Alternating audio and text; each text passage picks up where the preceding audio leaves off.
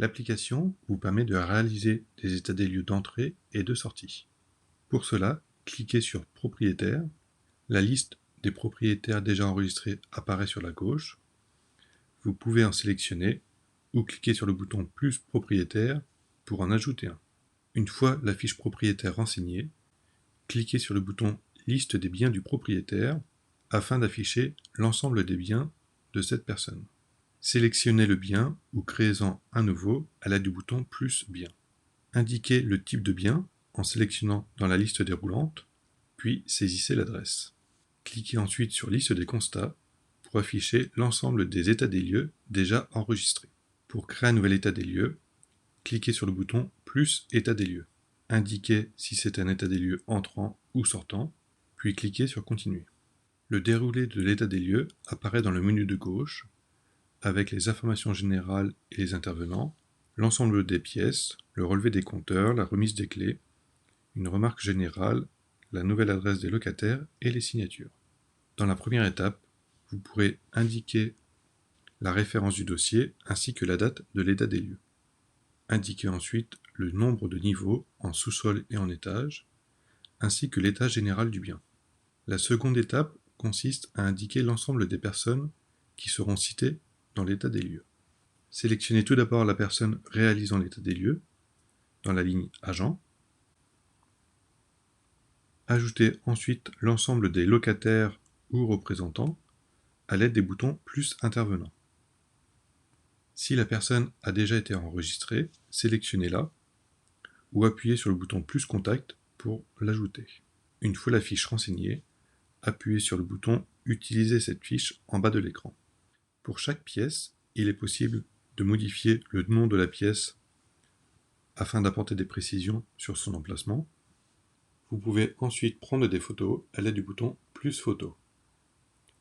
Lors de la prise de photo, vous pouvez appuyer sur le bouton Photo.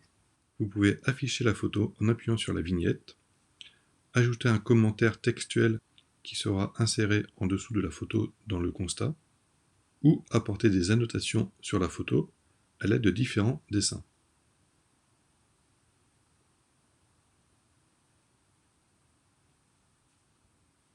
Cliquez ensuite sur le bouton Enregistrer. La photo est dupliquée, l'original est conservé. Vous pouvez aussi récupérer des photos de la galerie si des photos ont été prises auparavant. La description de la pièce comporte deux parties.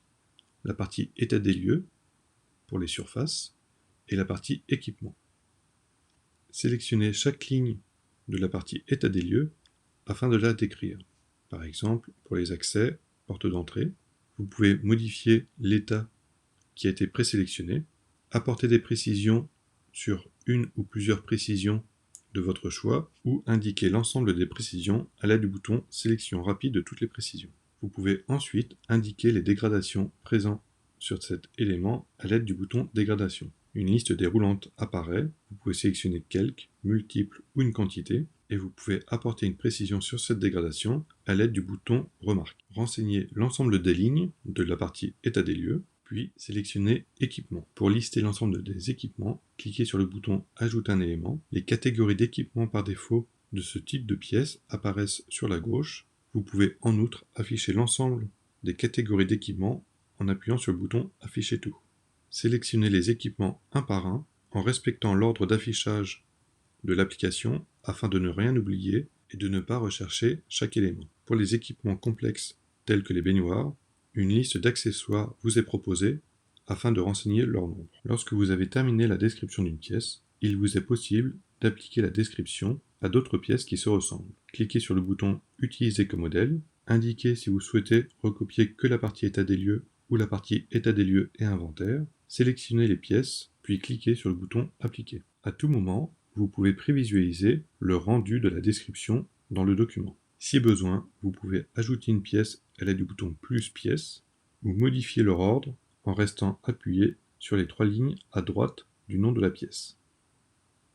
Concernant les clés, cliquez sur le bouton Ajouter des clés, sélectionnez le nombre de chaque type de clé présente. Vous pouvez en outre apporter des précisions en cliquant sur une clé pour indiquer son numéro ou sa marque. Par défaut, l'application propose les trois types de compteurs, eau, gaz, électricité. Cliquez sur le compteur pour indiquer le numéro du compteur et son emplacement, ainsi que sa valeur. Il vous est possible d'ajouter un autre type de compteur si celui-ci n'est pas présent dans la liste par défaut. Il vous est ensuite possible d'ajouter une remarque générale qui apparaîtra à la fin de l'état des lieux, ou d'annexer des photos telles que les certificats de ramonage ou d'entretien de chaudière.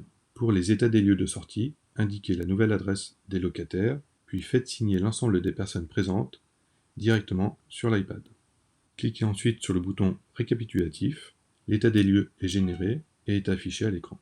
Vous pouvez l'envoyer directement par mail à votre client en cliquant sur le bouton Envoyer email.